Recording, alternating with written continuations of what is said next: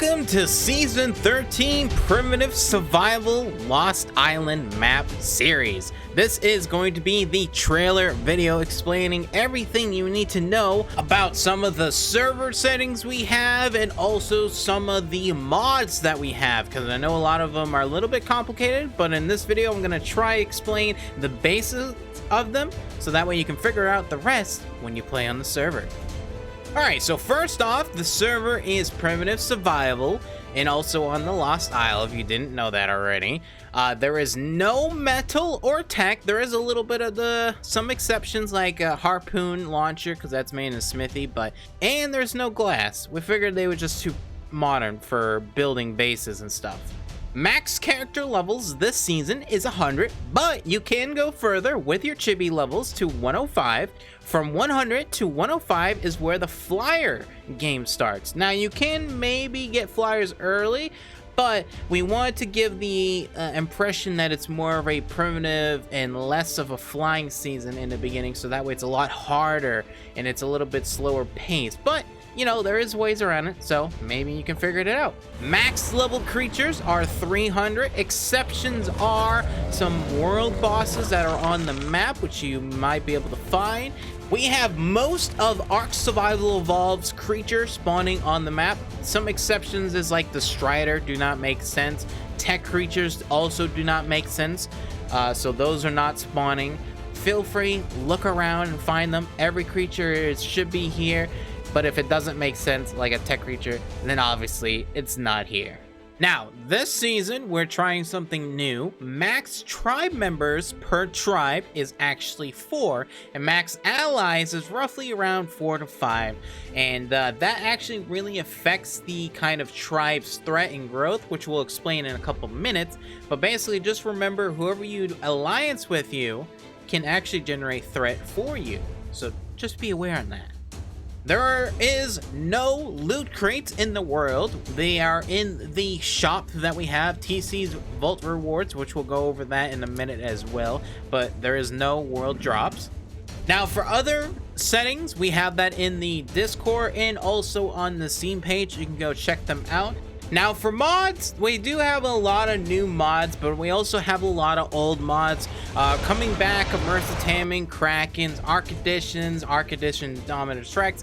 We kind of don't really need to go over those kind of mods. Also Soul Traps, we don't really have to go over that. So we're going to go over specific mods that we haven't used in a while, or mods that are kind of the progression of the server in a game, like the blacksmithing and the culinary. That way you guys understand those mods and understand if you're stuck at a part, because some of them, you know, it's a little wordy and confusing, so it's just better if we just explain it for you guys. Now, starting out on the server will be very different from other seasons that we've done. You will not be able to place anything down on the ground. This is intended as you need to be level 5 to learn the claim block. The claim block is what controls your place where you can build and expand. At the start, your claim is going to be extremely small, but the more that you are able to do on the server, you'll be able to change the size of your build area to be more of what you want it to be. It can get pretty damn big. 60 is the max, so don't be worried that it's small right now. You'll have plenty of room to build. Now, the more that you level up your tribe's level with taming dinos, crafting items, farming resources, literally anything that you do will go towards your tribe XP, including your tribe members. Now this XP is separate to your XP, so don't get confused on that, because some people have.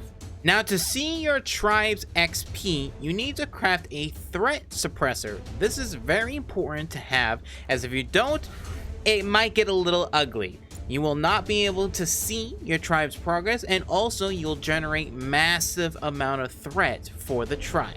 Now let's talk about invasions. This is also connected to your tribe XP. Anything you do will and can affect what attacks your tribe. Now because this is a live active server, you're not going to be attacked every single time the drums go off, and the drums are what playing in the background. Times on the server that you will be attacked change regularly, as we like to give a more beneficial experience for people that are playing or that are offline. You will, however, if you got queued up for being attacked, it will not attack your base if you're offline. Instead, it will queue your tribes up, so then the next time that you're in, you will be attacked.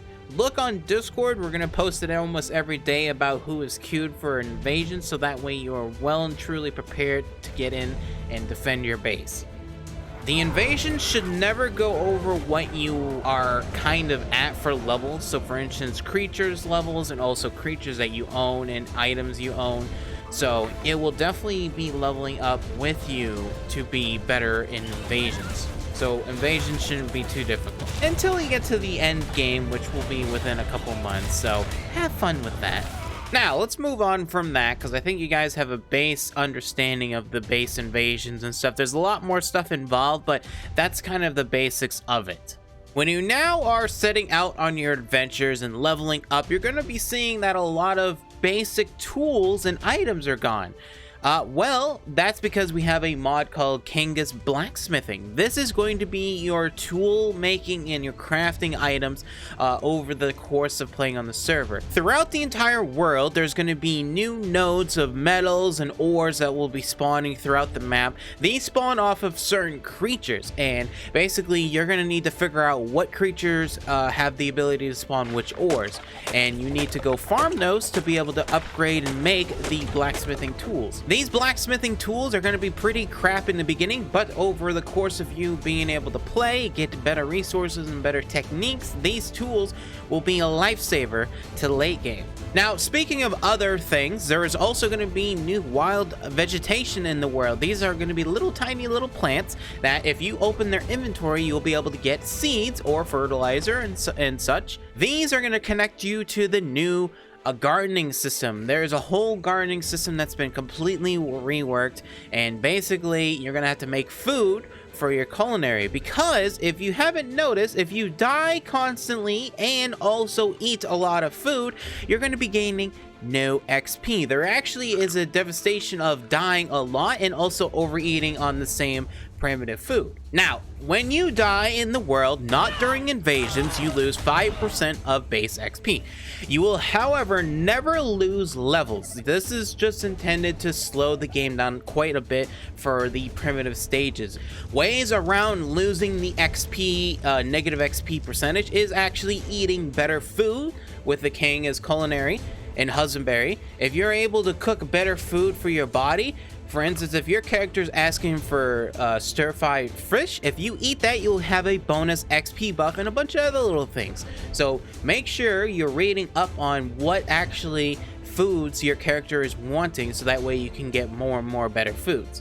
The higher end levels that your character gets, the older tier 1s and 0 food, we are going to be obsolete. You're going to have to craft the higher tier foods. The tiers have 7 tiers, and basically when you hit late game, you're going to have to eat tier 7 food. So just be aware of that.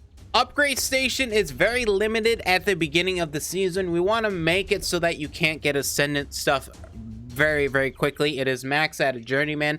If you want to try and get ascendant things, try killing some of the world bosses, or also using the gambling vault, which we're gonna go over that right now.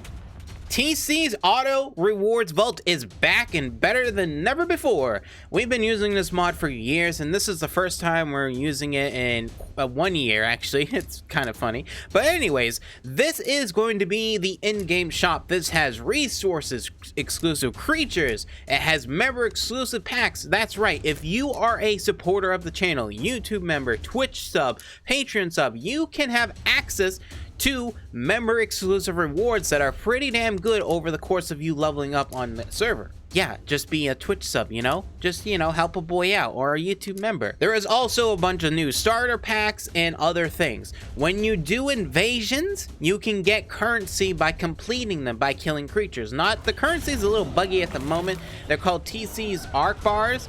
I think it's something to do with the flyers, so just be aware sometimes when you get attacked by flyers, they don't drop any arcs. I don't know why. It must be a little bug.